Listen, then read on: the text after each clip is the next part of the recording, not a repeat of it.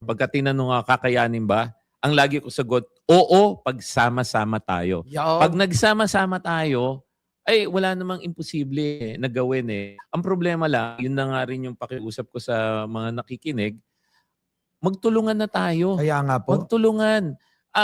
Alam ko naman, freedom of expression, gawin na natin yan. May mga, pero mahirap ba yung dahil hindi ka agree, makikipag ano na lang, away na lang tayo. Wag ganon.